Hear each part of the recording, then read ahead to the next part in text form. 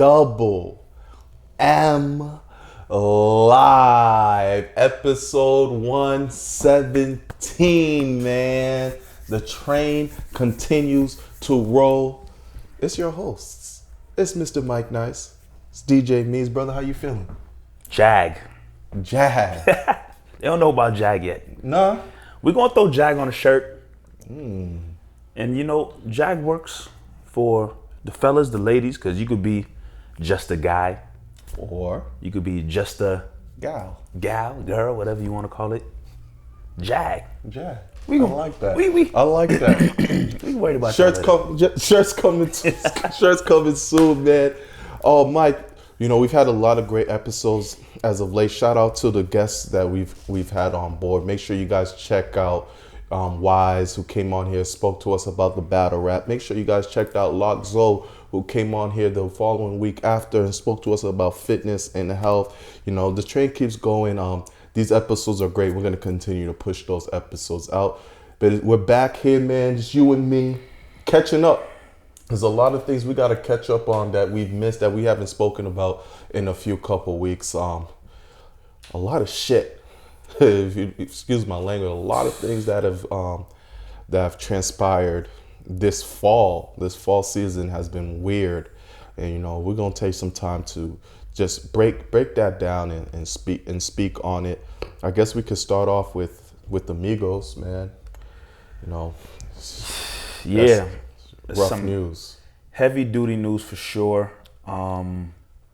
As most people know by now, Takeoff from the Migos was tragically shot and killed, I believe, last week. Day is, I'm drawing a blank on the day, but last week, you know, as we record this episode, November 8th, on this Tuesday night, I forgot what day last week, but like I said, Takeoff from the Migos, a group that, you know, has been very relevant and in the media, in the news, especially in the culture, with the music and whatnot.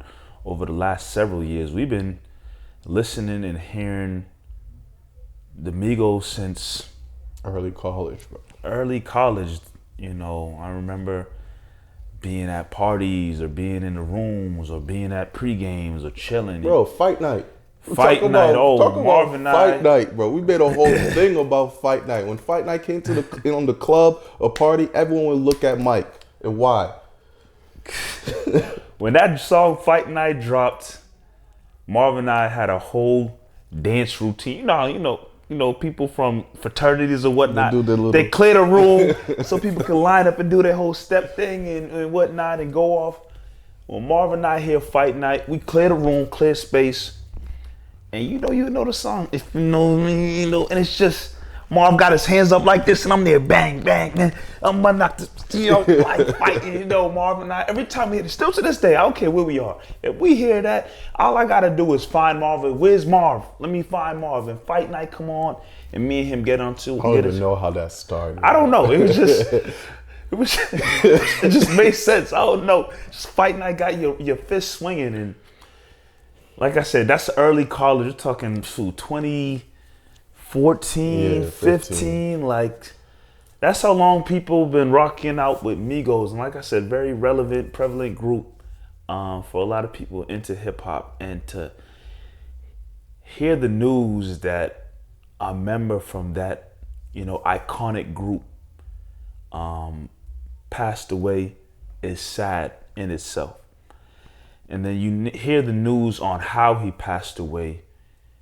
That brings on a whole nother level of sadness and just disappointment and just shock, and a lot of different emotions came over me. I know they came over you, came over, you know, everybody that, you know, I talked to about the whole situation. And it's just, and we're going to get into it for sure. And of course, we want to hear from everybody tuned in on the live, your thoughts, feelings, and opinions. But it's just a very sad situation. And obviously this situation is sad with Takeoff losing his life, but it's the trend that is really killing me right now. And since this, you know, since his death happened, you know, just thinking about the trend of these black men in this genre of music that continue to lose their lives in a similar fashion. And it's like, now it feels every month something like this has happened. Every month we get the same type of news of some kind of situation, and it's killing me right now to think about it, talk about it. And we're gonna dive into some more, but share some of your thoughts and feelings, Marvin. You got the news, and Yeah, it's just, it's like another one. That's pretty much how you feel. We just were on this couch talking about P&B rock, you know, and I remember saying like, yo, it's like 40% or 50% of the people you listen on the radio are deceased now. They're no longer here with us.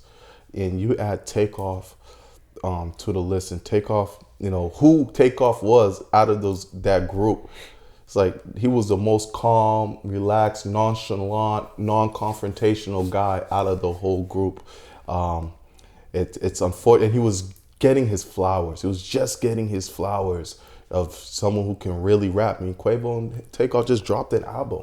They just dropped an album that's really good, Infinity Links. And to see that, you know, he's no longer here with us, another rapper gone, it's becoming a trend.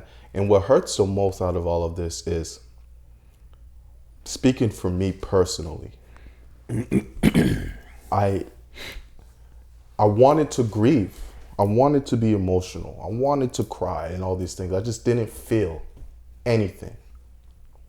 And I love Takeoff. I love the Migos. I'm a big fan of the Migos. Like Mike and I say, like it's like I grew up with them in college. They came out around the same time when I was in college. So I grew up with these dudes. And to see them where they are now, and not being able to feel because this is starting to become a trend and it happens all the time, is crazy. The way I felt when Nip died, fast forward to how I feel now when Takeoff lost his life, is completely different. Now, Takeoff's death ruined my day. I'm hurt for it, but it's like, damn, it's just another rapper. Next 2 months, we're gonna hear about another rapper.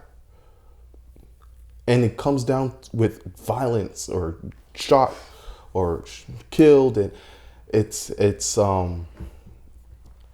complicated to understand how this is becoming such a trend. I don't understand like how it gets better from here. I don't until you know, hip hop comes out and starts talking about how we need to do better. Nothing can really change. And I think the point you just brought up, that last point you just brought up, is the biggest thing that I think maybe will make a quick, immediate change, but something needs to shift. Something has to shift. And I remember, you know, in our group chat talking about this, different genres of music, country music, rock and roll, what other genres are out there of music? Hip hop, rap is the only genre of music where artists continuously lose their lives in a similar fashion. Yeah. Like, that's just the honest truth. I'm not hearing about rock and roll artists getting shot and killed. I'm not hearing about country artists getting shot and killed. I'm not hearing about jazz artists getting shot and killed. Like, it's only happening in rap and hip hop. And you know, with something that people will always say, well, you know what? Rap and hip hop, a lot of the music and songs that come out, they glamorize and glorify a certain type of lifestyle. And you know what? That's the truth. Some people rock with the music, some people don't rock with the music, but a lot of the times, yes, the type of music that these artists will come out with glamorize a certain type of dangerous lifestyle. Yep. Yes, that's sad because you got young kids listening to it. But at the end of the day, they're in the entertainment business, and I'm not saying that the type of music they're making is good or positive entertainment. That's a whole different conversation we could get into. But at the end of the day, we're talking about celebrities who make millions of dollars. Whether they rap about good stuff, bad stuff, these are celebrities who make a lot of money. Takeoff, P&B, Rock, Pop Smoke. Like, these are all people in this genre of music who make a lot of money. And unfortunately, and there's probably rappers that I'm not even thinking about that lost their lives. But unfortunately, outside of the music and what they're doing to entertain the masses to make their money, a lot of these guys, unfortunately, are in situations and environments where it's like, what are you doing there? Why are you, let's take the PNB. Ever since the PNB situation happened, I know we had an episode about it, but I've listened to different interviews and whatnot of just people talking about the situation. And anybody who's talked about the situation keeps saying the same thing. Someone like PNB Rock had no business being at that Roscoe's Chicken and Waffles. No business being there. Because where that is in Los Angeles, I believe, very dangerous spot. And somebody as high profile as him, there, bunch of chains around his neck, pull up in a nice car. It just wasn't a place where PNB Rock should have been. The Takeoff situation and everything, you know, I don't know if all the facts has fully come out with that, but from what we've heard, he's in Houston, 2 a.m., chilling at a bowling alley, playing dice. Again, don't know all the facts and everything that's going on, but, you know, having a conversation with different people, I'm assuming the Migos Takeoff, they got a crib somewhere, mansion, where if they wanted to invite people over and hang out, sure, do that. A bowling alley in Houston at 2 o'clock in the morning. I don't want to be at a bowling alley at 2 o'clock in the morning. And like, here's my thing. It's complicated. It's very complicated. But like, here's always my thought process on this. And I know people who think I'm naive, but Black people should be able to wear expensive jewelry. Black people should be able to go out and bowl till 2 o'clock in the morning if they would like to. They should. Black people should be able to get into arguments without losing a life. That's very true. All of these things should be the norm. The fact that we are here and we have to say you shouldn't be at this spot to eat, or you shouldn't be bowling past 2 a.m. because of your life could be in danger. I think that's where the issue stems. It's very sad. That's where the issue should be stemming at, and that's what we should be talking about. Is how did we get to this space where if I want to wear expensive jewelry and show off my chains, I should be able to do that. You should. I made this money. I want to wear this. I want to flaunt it. I should be able to do without the next man wanting to rob or kill me. And that's the sad part. We live in a world where I agree with you, all that stuff you should be able to wear what you want, eat where you want, and not have to look over your shoulder and stress about your life being in danger. But unfortunately,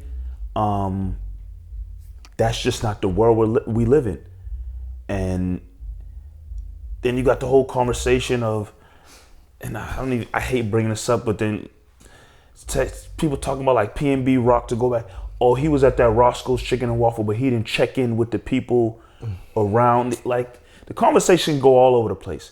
At the end of the day, I'm gonna bring it back to what you brought up. As a hip hop community, culture, more artists within the genre have to speak out on what's going on. Yeah. Because at the end of the day, Takeoff passed away, PNB Rock passed away, Nipsey passed away, Pop Smoke passed away, Young Dolph, all in a similar type of fashion, but the music and whatnot's gonna keep on rolling out. People still gonna be making songs about bang bang, shoot shoot, take this, like that type of music still gonna come out. When are the artists who are making this type of music and seeing, in a sense, their colleagues continuously lose their lives in a similar fashion? When are people gonna come out and start advocating against continued violence over nonsense? No, you shouldn't be trying to go shoot somebody over a chain around their neck. No, you shouldn't want to pull a gun and start shooting over a dice game or a simple art. Like, it sucks because, like you said, it gets deeper, right? Because now you're talking about record labels and what record labels want to hear and what record labels are going to push within the music. Sure, you want to push positivity. You push that. We're not going to push your music.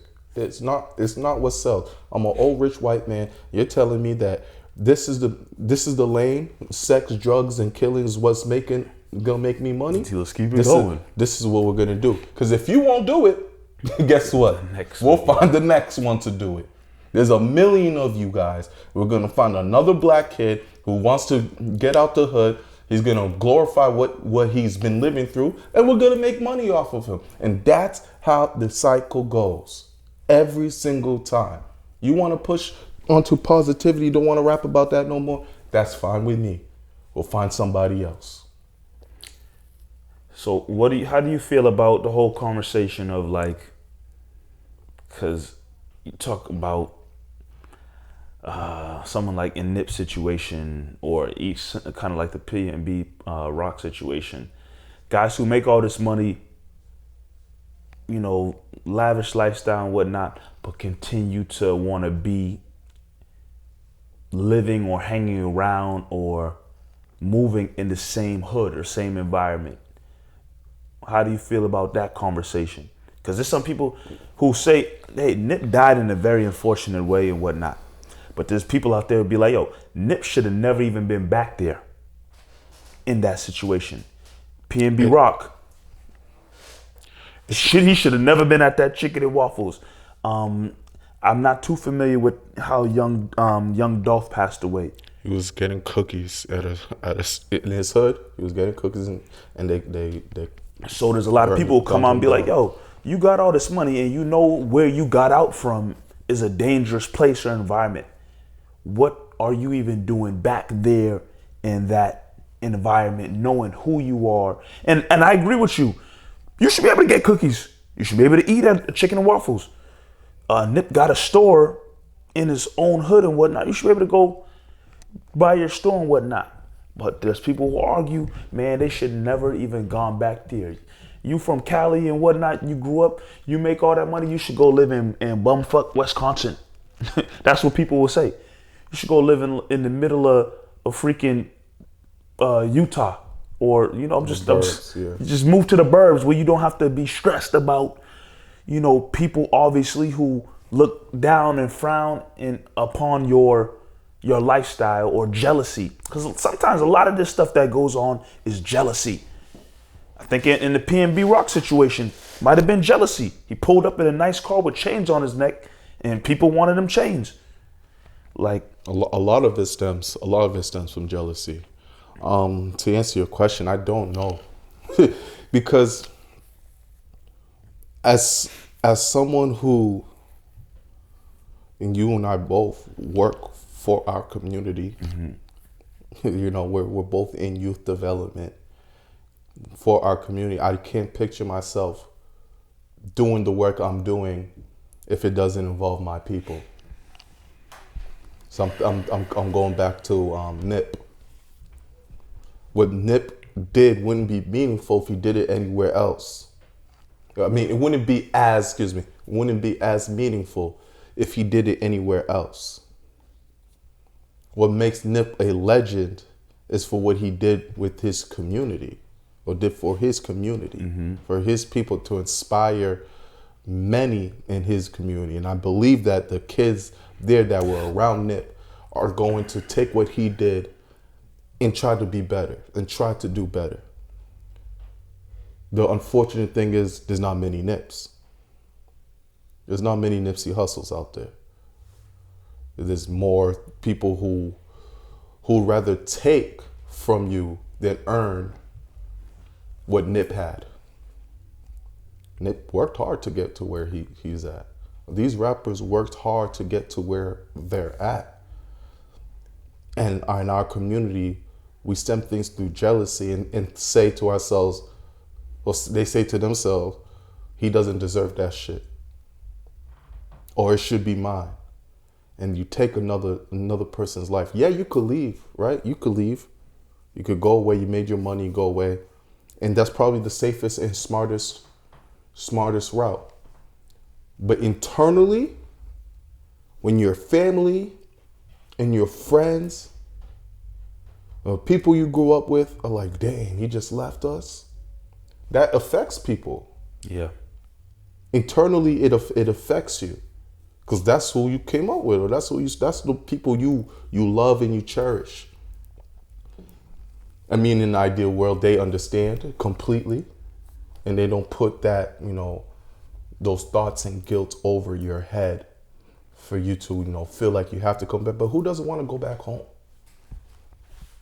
Like who doesn't want to go back to where they come from? I know sometimes when we get older, we're gonna be like, yo, this is where I grew up. This is how I did this, that, and the third.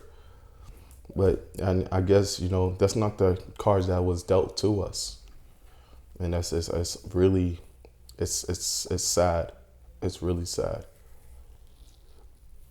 I see our boy here, Tex. What up, Tex? In the comments saying, what's sad too is that people make a joke on social media like there's a meme going around saying clearly y'all have never played dice before. People are basically validating the situation. And then if you validate a situation, you don't validate life. For people who are making a joke like that, Takeoff should have never lost his life. I don't care if it's dice. I don't care if it's Uno. I don't care what the game being played. No one's life deserved to be taken away. And again, I don't know if all the facts are out. I know the rumors that are out. I'm not gonna sit up here and speak on rumors and what may or may not have happened. But at the end of the day,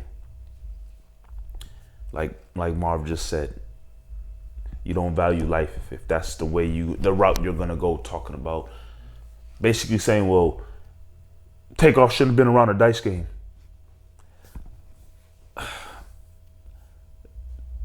That's not how I want to view the situation. I want to view the situation more so, why did anyone's life need to be lost that night?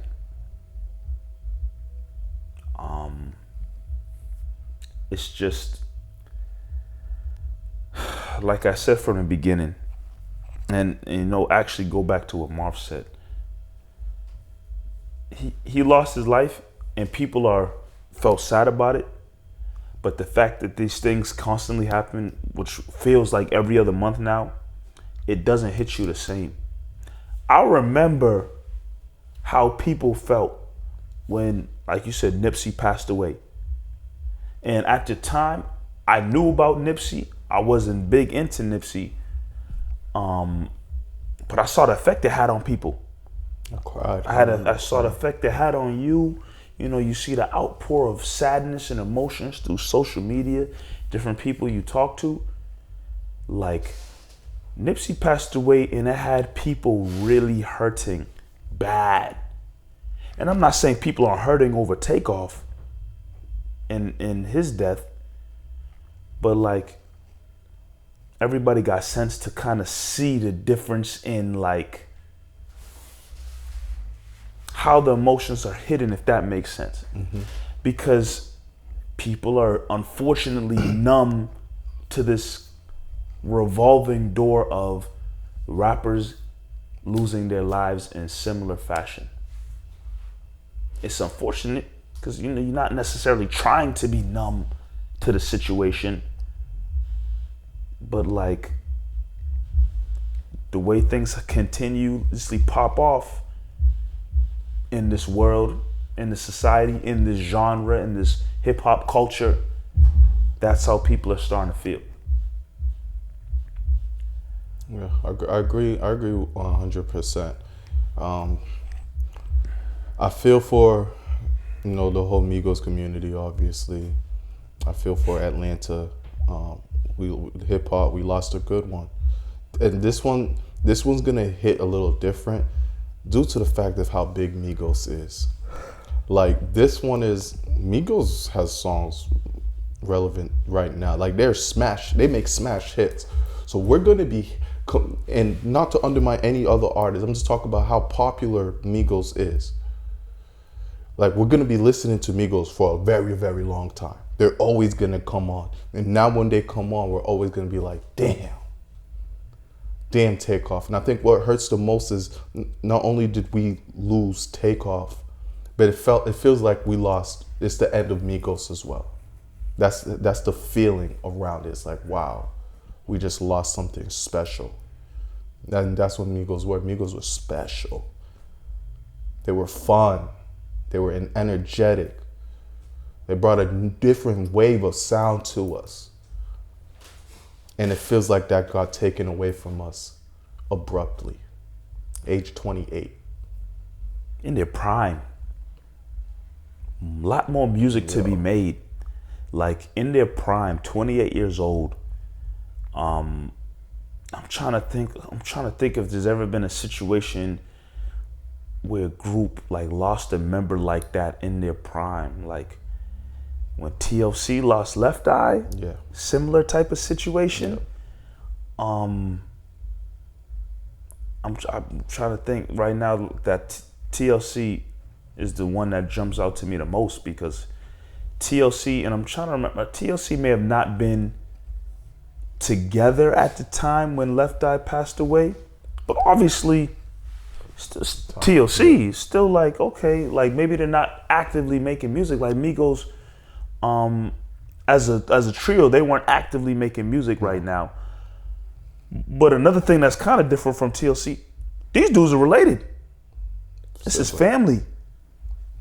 Obviously, they all grew up together. Family in their prime.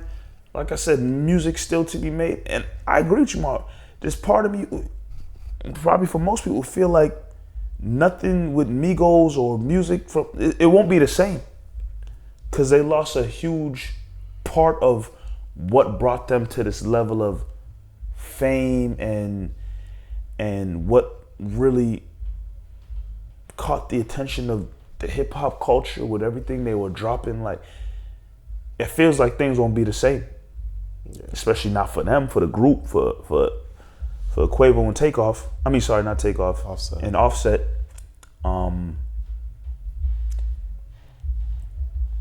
It's, I don't know. Like I said,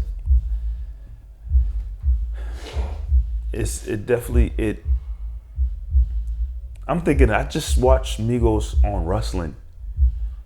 The three of them was on an episode of like Monday Night Raw, jumping around the ring with Randy Orton.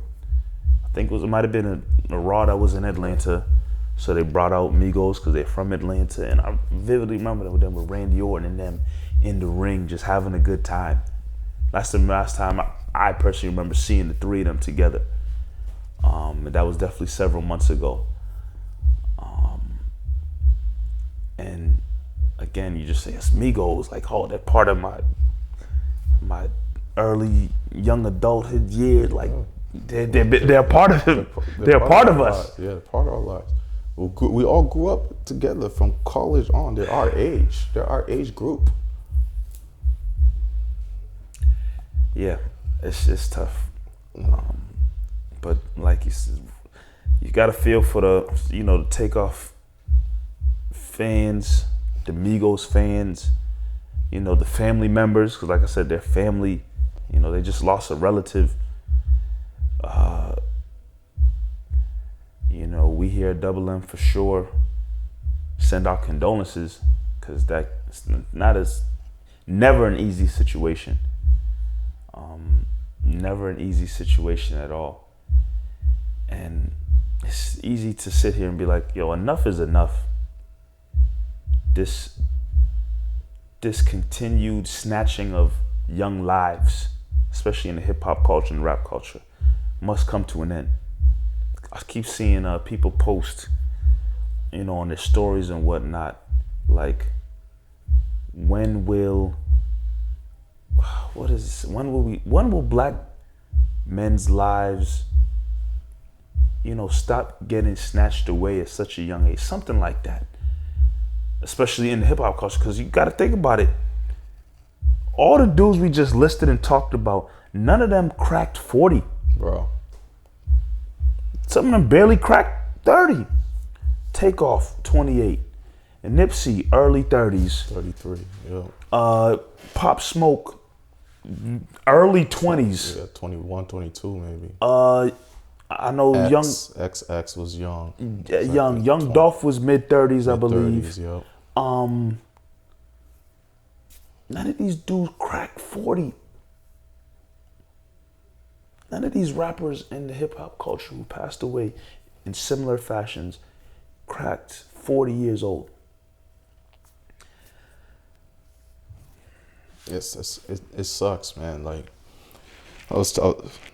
these kids are like our rapper generations. Luckily, for the most part, we're getting to see them get older. We're seeing the Jeezys, the 50 Cents, the Nellies, the Ja Rules. Like we're seeing them, Lil Waynes. Like we're seeing them get to their age where now they're, music slowed down for them a little bit. They're becoming fathers and, taking care of their livelihood. And we're seeing them as adults and stuff. And like, we're getting to see that, which is a blessing. Obviously, we were babies and kids when the Pac and Big E's, Big L's, Big Puns passed away. Our generation really, they're getting there. Now these kids, these high schoolers and younger, all their rappers are getting killed.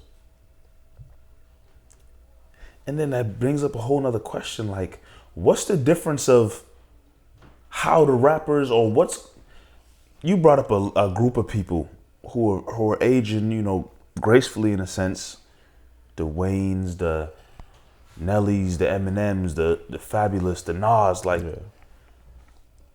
What is the difference in like that 2000s era? Yeah, like, we're seeing these guys. Some of them continue still making music, maybe not on the same level of and pushing out as frequent as they were before, but they're still involved in the genre, making music, maybe producing music, like they're still involved.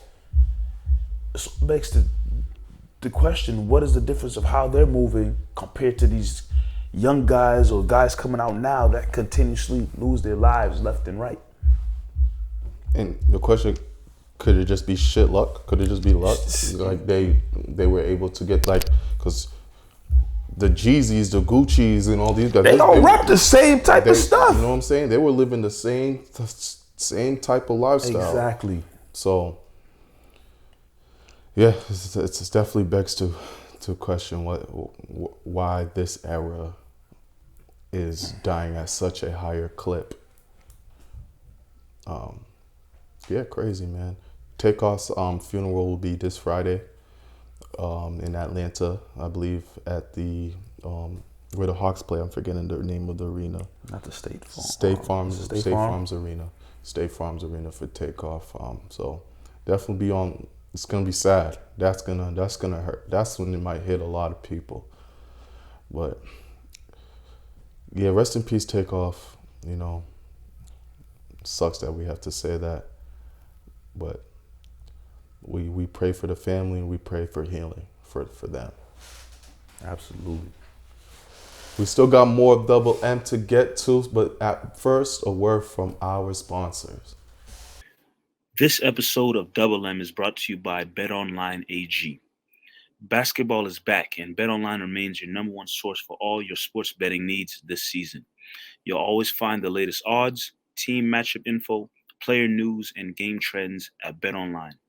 And as your continued source for all sports wagering information, BetOnline features live betting, free contests, live scores, and giveaways all season long.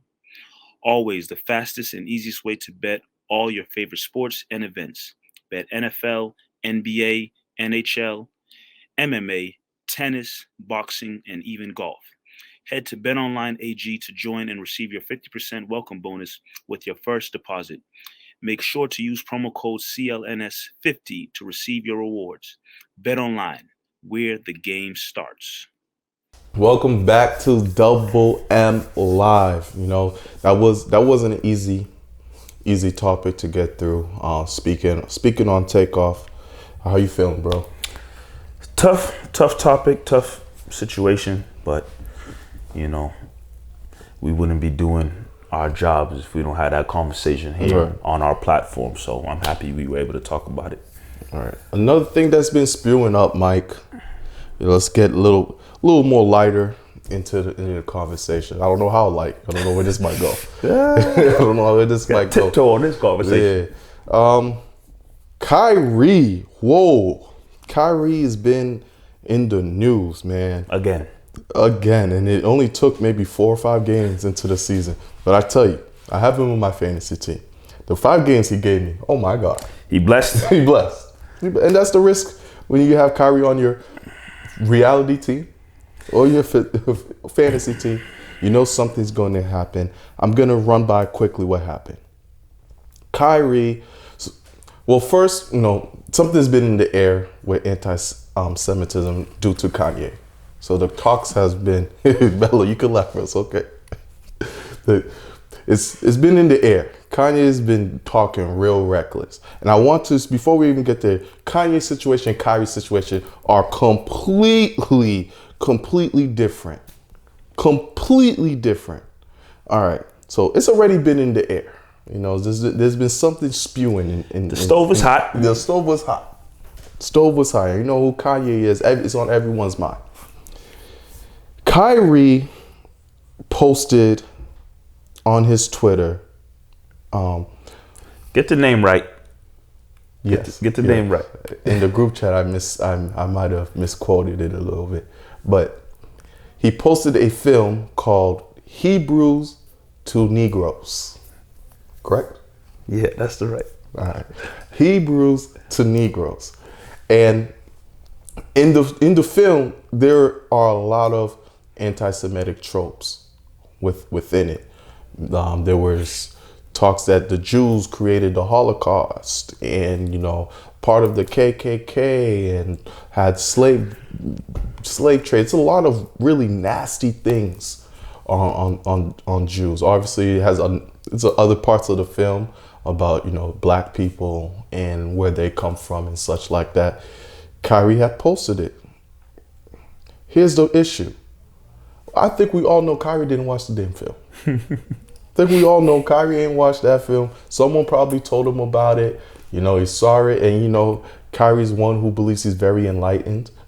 And he posted it out there. A storm came. Because obviously people are going to watch it. The guy's got millions of followers. One of those millions of followers is going to go, What's this that Kyrie posted? What is this? Saw that. It became wildfire. Here's where the things got bad. Kyrie, being Kyrie, refused to acknowledge any wrongdoing of posting such things, and started to get in back and forth with reporters. He rejected that he was anti-Semitic, anything like that. A lot of word vomit. You know how Kyrie is. A lot of word vomit when he speaks, and you know. It was going to lead to a suspension. You could feel things starting to rise. It was going to lead to something. The NBPA came out, said something about it. His owner, the Joe Tsai, owner of the Nets, came out and rejected such call. Then Adam Silver came out and said, "Look, me and Kyrie going to have a conversation." The day that happened, it was crazy to see my timeline. Adam Silver comes out and says he's going to have a conversation with Kyrie.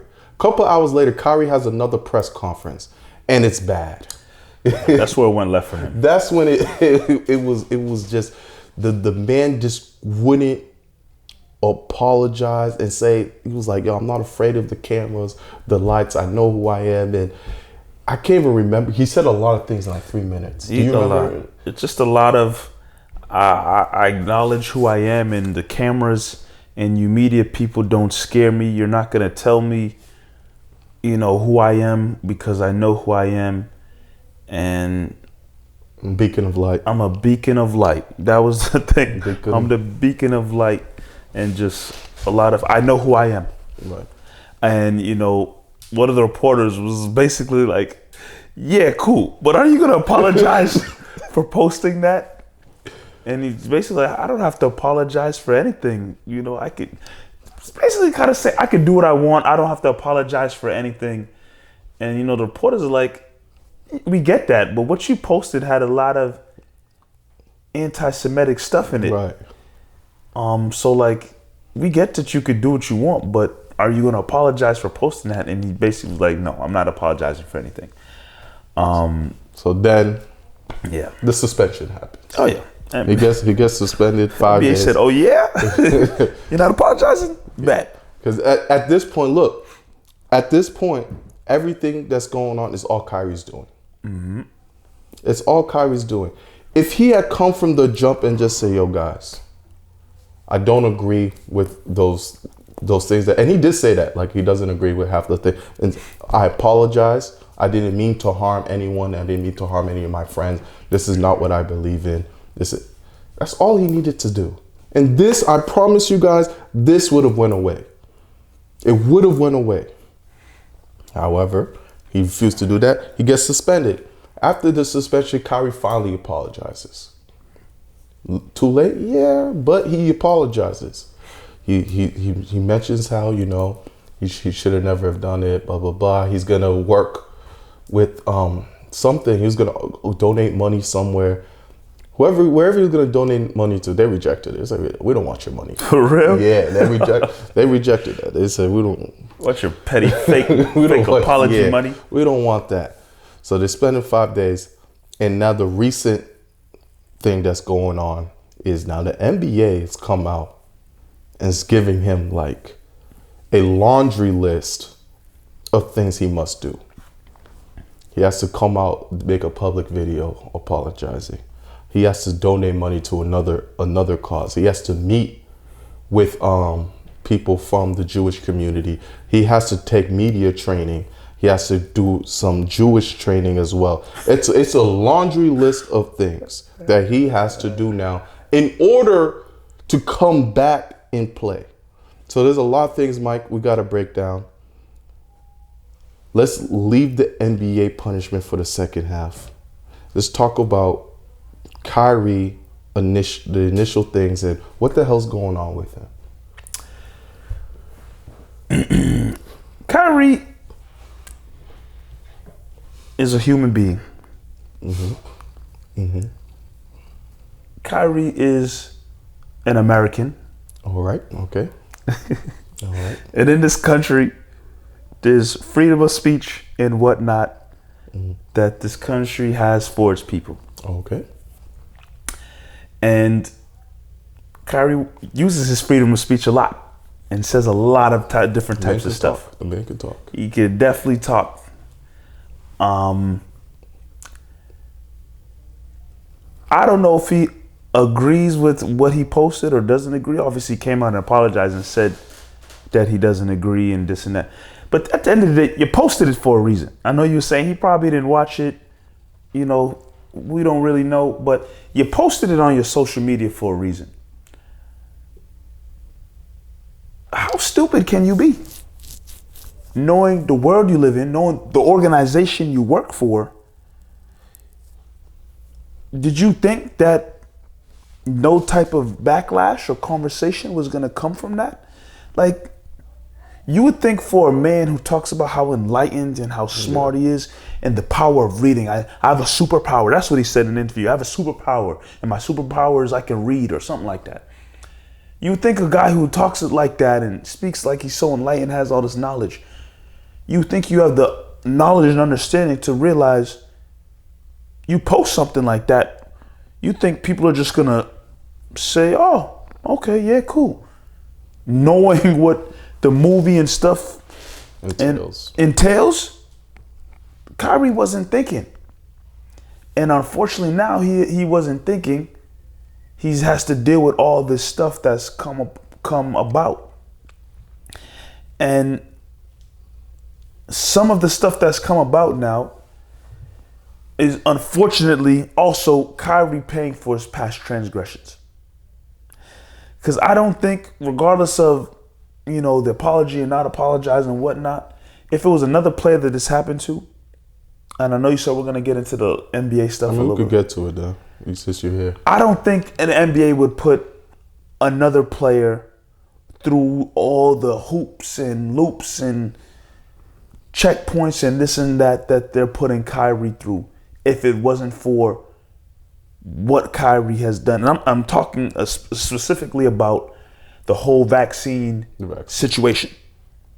He pissed off the Nets. He pissed off the NBA.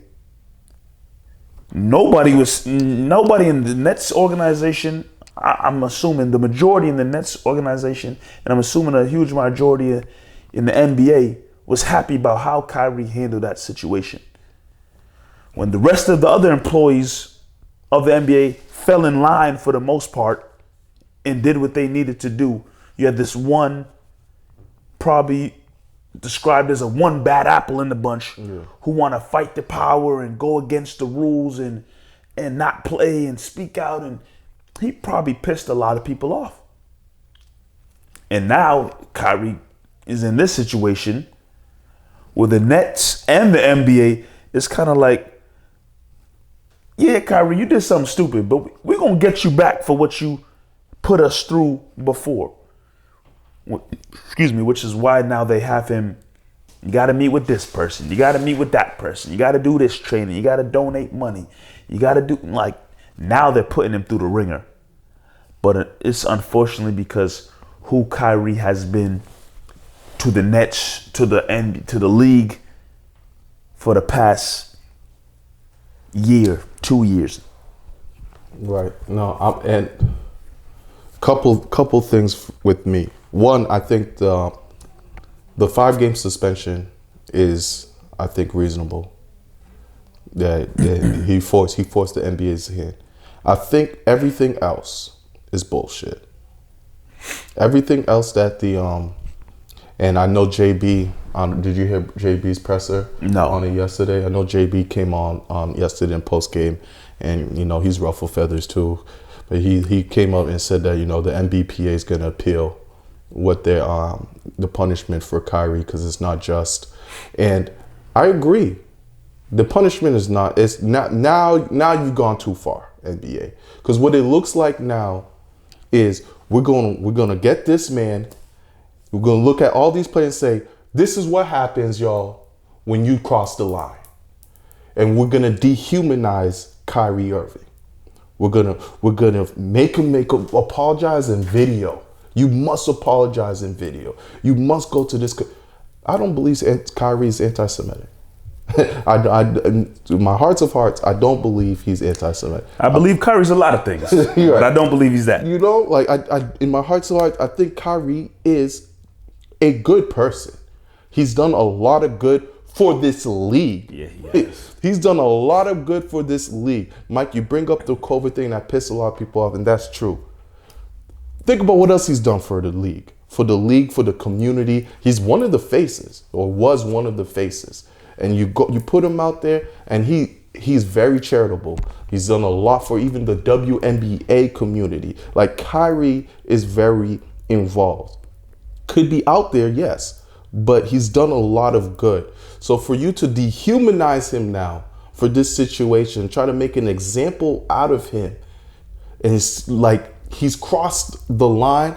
I personally, especially as a black man, I personally have a off feeling about it. When I saw the report, I said, okay, now they're dragging it. They're doing too much, and I hope that it does get appealed, and that they see that they're doing way too much with suspend him and move on. Or if you don't want him on the team no more, you get rid of him. But to make him go through this, like you said, the ringer, to make him go through the ringer, I don't understand that. Another thing, I have sensitivity for is why did Kyrie go through this, right? Why did he post this thing and stuff like that? From a lot of the word vomit, he said, one thing that stuck out to me throughout all this, like, yo, I was just trying to find history of my past. I was just trying to, I was looking up where I come from, and this is how it happened. White America won't understand this. A lot of Black Americans do not know their history. I'm gonna take a second to think about that. A lot of Black Americans do not know their history. Our history was stripped from us. Stripped. So it takes people to have to go on the internet and look things up and try to find where they come from. I come from an immigrant background. My parents come from the Ivory Coast. So I'm blessed enough to know my family's history, my lineage. I can't relate to that. But a lot of Black Americans don't know their family history. They don't know where they come from. Like, I couldn't imagine what that feels like to not know, where you originated from. And Kyrie's not the only one like that that's looking for answers of where do I come from? Where does my name derive from? Where does Irving, all of these things, a lot of people in this country are trying to figure out. So I have I don't know what the word, sensitivity for that as well. That, look, man, this is a reality that a lot of people, you won't see on people on ESPN bringing up and stuff, because they have just no idea what that feels like. Hey, you're right. Because like you said, you got a lot of, Black Americans who their history cuts off from, hey, my family, and our last name came from the slave owner, and we took on this last name, and bam, that's the rest of the history right there. And yeah, I guess that's history, but there's a lot of people in this country couldn't tell you nothing prior to that because they have no idea. They just know everything that's happened from being on this land to now, in a sense. So I completely hear what you're saying. And so, what you're saying is true. Can you really blame Kyrie for trying to maybe look up and gain more knowledge? No. No, you can't. Is that a conversation that people or, white America is ready to have? Probably not. And again, I agree with you. I don't believe Kyrie's anti-Semitic. He's done too much for the community. Too much for people to look at him and be like, he must feel a certain type of way about, nah, I don't think so. And the thing with the NBA, he apologized. Yeah, he apologized after the fact, but he apologized. So you telling me the NBA want him to come out and apologize again? Which is, again, goes back to the fact that I definitely believe they're doing this to Kyrie, making him do it. You're making an example out of him for sure, but they're also doing this to him because, in a sense, he's put the NBA through so much already because of the whole not getting vaccinated saga that took place. Like I said, within the league, within his own the Brooklyn Nets organization, within the league, he got a lot of people pissed at him. I don't know. I mean, and obviously, I was having this conversation with somebody I work with. Obviously, you take everything away. You talk about Kyrie Irving, the talent. Obviously, that dude is one of the greatest talents to ever play basketball. But with all the stuff he's done during the pandemic and the way he speaks out, and in this situation, if it wasn't for that player option that he picked up for the Nets this current season, it's a very good possibility, is a chance Kyrie's not in the league. Bro, absolutely. If it wasn't absolutely with his $30 million, whatever it is, player option that he had in his contract that he picked up with the Nets. Is another team ready to give Kyrie a 4-year, 5-year max deal? I don't know. There's teams that don't even want to trade for him. And you had the whole vaccination saga that took place. Now you have this whole thing of now people probably think Kyrie's anti-Semitic. Like, once this current contract is up, because at this rate, I don't know if another team's traded for him. And once this contract is up this year, I wouldn't be surprised if this is the last year Kyrie Irving's in the NBA. That's very possible. The only thing that maybe gives him a slight chance is you talking about a guy, like I said, he didn't make top 7 NBA 75. I don't believe. No, he didn't. He did not. He should have. And maybe some of who Kyrie is part of the reason why he didn't make 75. That's a whole different conversation. Kyrie should definitely be on that list over Dame Lillard. Yep. But anyways, there's a chance this is the last year in the league for Kyrie at 30 years old.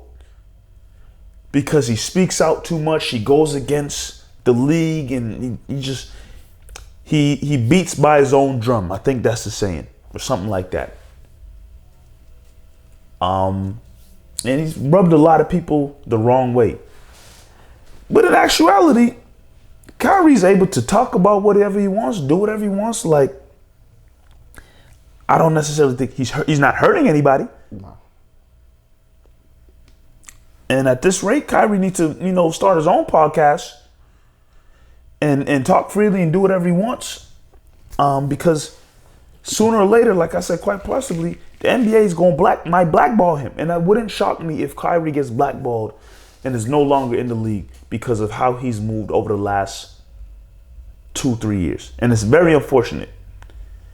Like, it's old news, but the whole vaccination thing, was Kyrie necessarily in the wrong for not wanting to get vaccinated? No. But the way the NBA will paint it, he was the bad guy. Here's the guy refusing to work. He's refusing to go to work. He doesn't want to, play for his team.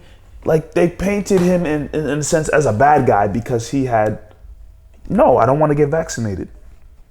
Like millions of other people in the world have probably done. Obviously, high profile athlete, celebrity, but just like millions of other people have done or said, no, I don't want to get vaccinated. And then you got this situation where he posted something. He probably didn't have enough knowledge. He initially didn't want to apologize for it because he felt like he didn't have anything to apologize for. But then he said, okay, I do apologize. I probably shouldn't have done that. But he's still painted as, a villain in a sense. And now he's suspended 5 games. I think I read today he has met with Adam Silver. Yeah, he met with this morning. He met with I don't know what else he's done on his checklist of things he has to accomplish. But like, it's wild for Kyrie right now. You would hope that this is something that could just get put behind the league, put behind him, and he could just get back to being a NBA player and showing off his talent and trying to help his team win. But right now, he has a dark cloud over him for things he's done in the past and now this situation.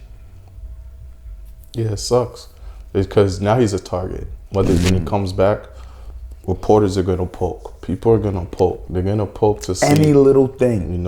And it's like, I'm not going to tell Kyrie to shut up and dribble. But conspiracy theories got a fucking chokehold on this dude. His social media is under a microscope right now. Like, he needs to just, I don't know. He needs to lay off the conspiracy. But the thing is, lay off the YouTube. Yeah, but the thing is, he has the freedom to do all of that. But obviously, at the end of the day, you got to understand, you work for an organization. Like, you work for the NBA. If you want to leave the NBA and you want to, like I said, start a podcast and talk about your conspiracy theories, and you have the freedom to do that too. But at the end of the day, you work for the NBA. So anything you do, say, is going to have to get checked and examined, and you're going to have to go through it and have to answer to them. Like, they suspended them 5 games without pay. So, we'll see. We'll see. I mean, I think we're gonna have some updated shows on this. For sure. This Kyrie situation here. I love that, you know, we keep an open mind on it, and we'll see what the next. I really hope I don't see him have to do a public apology and such. That's crossing the line for me, especially after he apologized. I would hate to see a video come out on IG or something. That's the meat. Pull a Will Smith. Yeah, it's demoralizing. Hey, I'm sorry. He already came out with a statement and apologized. What else he needs to do? That's it. Yeah, that'll be enough for me. Let's close it off, Mike. Let's close the show off with a favorite segment of ours, the stars and sorries of the week. Mike Nice, what is a sorry? If you are a sorry, a double M sorry, maybe spill some gravy on your brand new fresh pair of kicks. Damn. Maybe got some ketchup on a fresh white tee. Dummy. Maybe it's raining and you're walking down the street and a car hit that puddle and it splashed all over you. I've been that guy. You know what we tell you in those type of situations on Double M? Sorry. And a star? You a star on Double M? You're the guy. You're number one. You know, you might have had a great achievement. You might have had some great success, put up some great stats. Something that brought achievement, accomplishment, success your way. We're going to call you a Double M star. And you want to be that because that's an awesome award. I love it. I love it. So let's get right into it. Double M star of the week. I have a guy in mind. Okay. Who just came out with a movie. Probably already know I'm going to go with this, but You gotta be kidding the me. movie continues to do numbers, Marv. Yo, you're not that ass right now. The movie continues to do numbers. I can't escape this shit. And I know you don't like the guy, but you got to put respect where respect is due. Have you seen this movie yet? I seen the movie, bro. You seen it? Yes, we had this conversation. I seen the movie. You saw Black I Adam. saw Black Adam. And what you think? It was alright. Dude said it was all right. It was alright, It bro. was probably one of the best DC movies to drop. That's not saying much. Jeez. You saw it too? You didn't see it? I don't like it, bro. You didn't like it? It's alright. Hey, It's just a movie that came out. That's it. That's it. It's just a movie. maybe- Damn. maybe I'm slightly biased because I'm a big DC guy. I'm a big rock fan. And the guy put out a movie that is the highest grossing movie with him as a leading man. And he's put out a lot of damn movies. A lot of damn movies. Yes, we've had this conversation a few times.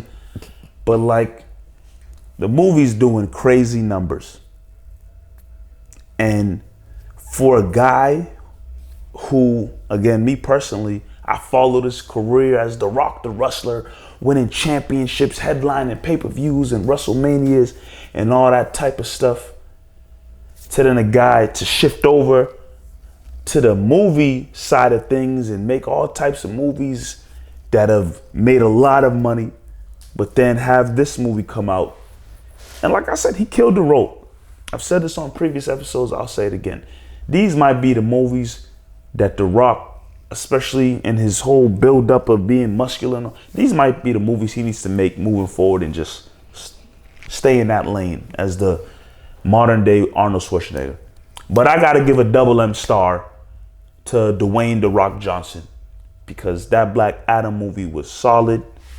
And like I said, I think he's found his niche in terms of being, you know, an action superhero, muscular, just F shit up type guy. He's killing it. So I gotta give Dwayne "The Rock" Johnson a double M star of the week. Movie making crazy money. Yeah, decent movie. It's a crazy action movie. That's all it is. It's not Solid for DC. Yeah, solid for DC. I would have done it different ways, but hey, who knows? It's funny. It's like we did this together. We both don't know each other's list at all, but I am in the movie round as well when it comes to the star. And my star goes to Viola Davis. She is the lead in Woman King. I need to see that. Man, I am telling y'all. Need to see that. Woman King is probably my favorite movie of the year. We still got Wakanda that's about to drop this week. Got my tickets. Me too. But yeah, Woman King. I think Woman King was an amazing movie. Viola Davis, her role. First of all, when you see Viola Davis, she plays a lot of like dramatic roles, drama roles. So seeing in an action movie and the connection she has with her daughter in that movie is crazy. Awesome movie. I enjoyed every second of it. Like, if there's a random weekday and I'm not doing anything, and if I see that movie still out in theaters, I might go watch it again. I really enjoyed it. I definitely suggest, Mike, that you watch Woman King. It's dope, based on a true story as well, so which adds more to how dope that movie is in West Africa. So for that, I give Viola Davis and the whole team that made Woman King a double M star. Need to see that. Remember coming across the trailer and was like, yo, this movie looks freaking amazing. It's really good. So I definitely need to make sure I watch that. But when there's the good, there's the bad. And when you're bad on this show, we tell you sorry. I got a sorry. And it took me a second to kind of come across or think of something, but I got one now because it's killing me. This sorry goes to the LA Clippers organization and specifically Kawhi Leonard. I'm a huge Kawhi Leonard fan. You're a fan of everybody. When that guy has played basketball and is healthy, he has been a force of nature. I think we've had this conversation. Like, he's accomplished so much in a very short period of time. 3-time NBA champion, 2-time Finals MVP, multiple-time All-Star. And I don't even know if he has 10,000 points in his career. No. He's like, I always say this. Defensive Player of the Year. He's going to be weird to rank. He's going to be a weird guy to rank when he's done. All those, he's maybe not top 50 in scoring all time. No. Rebound, but he has hardware. Yep. He has hardware. But just to fast forward to right now, Kawhi Leonard has yet to play meaningful basketball. This season has started, and he's only played 2 games. And he played those 2 games, and after missing a whole year already because of a knee injury, he's out again dealing with knee management, stiffness, some kind of whatever. And sorry to me, because he's killing my fantasy team. It's okay, bro. I drafted him having hopes that he had a year off. He's coming back fully healthy, ready to go. So sorry to me. But then sorry to the Clippers, because this is supposed to be their year. Yeah. Clippers have a very good team. Paul George is still there playing at a high level. You got John Wall back, who obviously they're not expecting him to be John Wall of Washington Wizards, but he's still producing at a solid rate. They got a bunch of wing players who can score and play defense. I think Tyronn Lue is a solid coach, former player. He's won a championship as a player and as a coach, I believe. Yep. They have a great team over there. And the one solid piece to really put them over the edge, I believe, is a healthy Kawhi Leonard. And the guy has just been MIA with a knee injury. Similar in a sense to Robert Williams. All summer, time to heal, time to get right. And the season has started. In Rob Williams' situation, I don't know what happened, but he had the whole summer and he still ain't right and ready to go for the Celtics. But this is Kawhi Leonard. All summer to get ready and right. The reports were good, talking about, oh, he's in the gym. He gained muscle. He's big and buff now. Like he's ready to go. Play 2 games this season and now is just poof, gone with no timetable to return. So still early on in the season for the Clippers. Maybe he'll come back. But like right now, they obviously want to see what their team looks like fully healthy, and they're not getting that opportunity. So for the Clippers organization, who is stressed right now because they have no timetable of when their star player will be back, to me and my fantasy team, because I was banking on Kawhi to come back and be who the Claw is capable of being, I got to give the Clippers, I got to give myself, I got to give Kawhi Leonard a big fat sorry. Damn, because giving yourself a sorry. I drafted him in. I drafted him in with high hopes that he'd help lead my fantasy team to success. And now he's just taking up a spot on my roster. Can't drop him. No. Can't get rid of him. So I just got to hold on and hope for the best. My sorry. And this guy, this son of a gun, has been getting away with a lot. Because there's been a lot of scandals that have gone, that's undermined his activities. Whether it's the Ime stuff or Kanye or Kyrie and all these things. It's been people have been brushing off what this mother effer of Brett Favre has been doing. Brett Favre's a sick man. Yeah. He's a sick man. We haven't had an opportunity yet to really speak on him on this show. And I want to do myself justice and do more research on it before speak a whole episode on him. But Brett Favre's a slick bastard.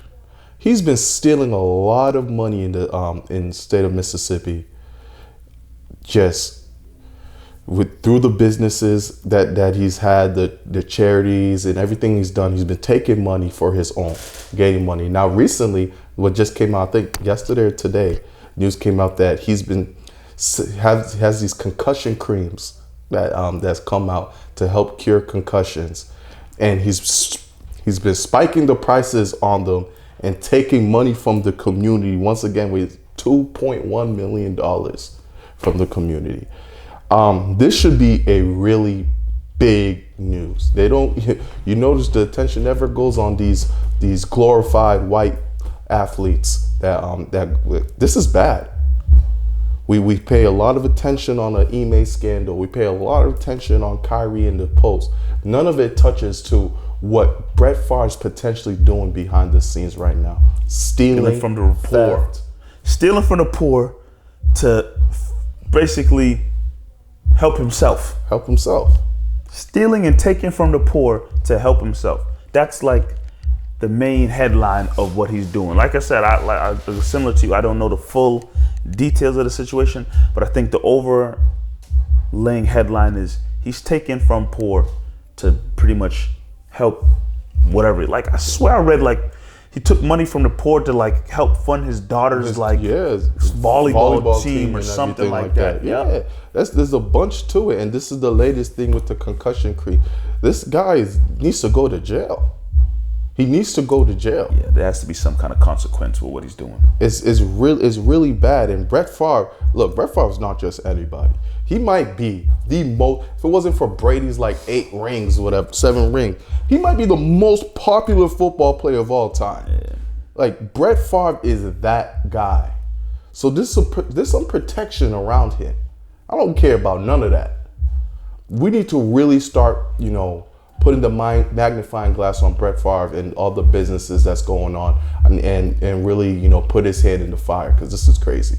So for that, on this show, we're going to give Brett Favre a big fat old sorry. Yeah, Brett Favre, what you're doing in the dark got to come to the light, and you got to pay for what's going on over there in Mississippi, because stealing from the poor to feed your own mouth in a sense.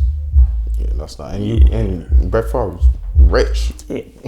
Hell of a career. Made a lot of money in his career. All the other endorsements he has. He's in the Hall of Fame. Like, you got money. The fact that you need to steal money for yourself, kind of mind-boggling. But what's in the dark gonna come to the light, Brett Favre. So be ready. And if people ain't gonna do it, I promise you who gonna do it. Double M got your ass. That's Double M live, brought to you by Bet Online AG. We here at Warm Studios as always. Appreciate everyone for watching. Thank you for tuning in to Double M. Please make sure you like, comment, share, and subscribe all the content that we're bringing at you. Double M to the moon.